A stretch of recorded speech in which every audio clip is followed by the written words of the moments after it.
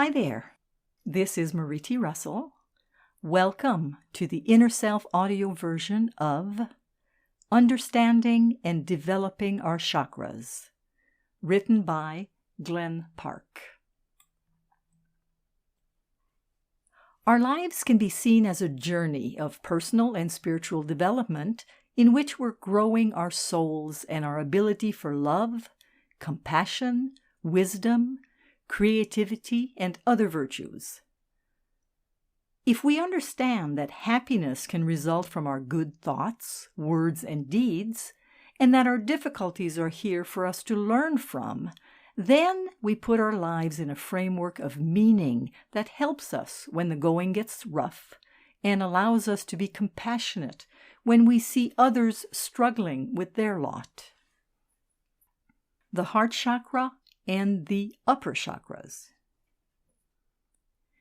We begin our journey through the chakras with the lower chakras, through which the individual ego is constructed, and we end with the upper chakras, which have the ability to express our highest potential. At the psychological level, the upper chakras reflect and express the qualities of the lower ones. For example, a difficult childhood will affect the way we express ourselves, throat chakra, and the way we view the world, eye chakra. The heart chakra is the game changer. Human beings have the potential for self-healing and redemption, and this life task begins with the heart chakra. The upper chakras reflect the programming of the lower chakras until such time that the central chakra of the system, the heart chakra, flows strongly when they can begin to take on deeper inspirational qualities. The more we are able to develop the energy of the heart chakra, the more potential we have for healing the lower chakras and for realizing our true selves through the upper chakras. A strongly flowing heart chakra has the potential to transform our lives, heal our woundedness, and invite us into the spiritual levels of our being where great riches lie. Dominance and prominence. All the chakras open at the psychological level during childhood, but during the various stages of our development, a different lower chakra is dominant. This doesn't mean that the other chakras are not operating during those stages. We simply see that one of the lower chakras has dominance over the others. Once we have reached maturity, there are no stages of dominance for the chakras, but each of us will have different levels of power and flow in individual chakras. And it's likely that one or two of our chakras will have more influence than others at the psychological level. I use the term prominent to describe these more influential chakras. In my mind, prominent suggests that although a particular chakra plays a leading role in a person's psychology, it's not working entirely alone, and it's not dominating a stage of development. I hope this distinction adds clarity. Some adults will have a prominent sacral chakra, others a prominent solar plexus chakra or heart chakra, or one of the upper chakras may be prominent. Other chakras may be very strong or very weak, and all these variations contribute to the individual nature of each human being. Psychic level development. Human beings have the potential to develop many psychic abilities, but often we, or the people around us, fear and distrust these abilities. Nevertheless, many people will readily admit to some extrasensory experiences that they cannot easily explain rationally. The telephone rings and they know exactly who it is. Or they have a precognitive dream or a moment of foresight when they seem to have accessed the future before its time. The most common psychic experience is awareness of another person's feelings. But because this can easily be explained away by body language and other nonverbal cues, it's difficult to prove there is a psychic element at work here. Rupert Sheldrake's research shows that a majority of people can tell when someone is staring at them from behind, validating a level of psychism and also challenging the accepted view that our minds exist only inside our heads. There's a great need for research and development in this area, and a need to recognize and integrate the research already done, and yet the scientific culture in the West suffers from taboos and denial around psychic and paranormal abilities. The psychic level of the chakras is a transitional level sitting between the psychological and the spiritual levels. There are different types of psychic aptitudes connected to each chakra, and it would seem inevitable from a chakra perspective that psychic abilities would increase as we journey deeper towards spiritual awakening. In the ancient Hindu traditions, it was understood that disciplined spiritual practice would increase psychic abilities. Understanding and developing our chakras. At the psychological level, we don't want the flow through the chakras to be closed off.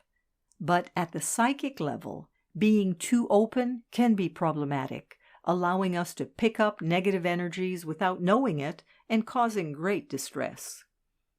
Understanding and developing our chakras at the psychic level can be a useful way of controlling our psychic mechanisms. At the psychic level, we can learn to open and close the chakras.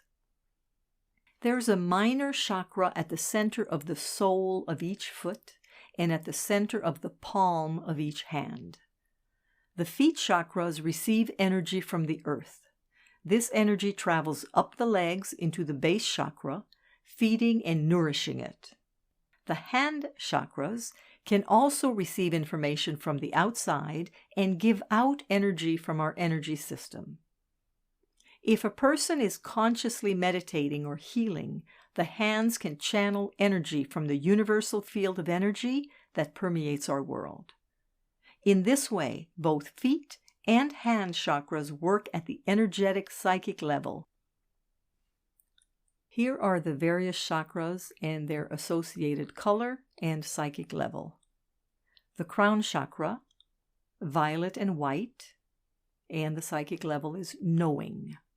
The eyebrow chakra, purple. Clairvoyance, clear seeing, intention. The throat chakra, blue. Clairaudience, clear hearing, telepathy. The heart, green. Healing, loss of boundaries. The solar plexus, yellow. Moves energy around, psychic protection. The sacral chakra, color orange.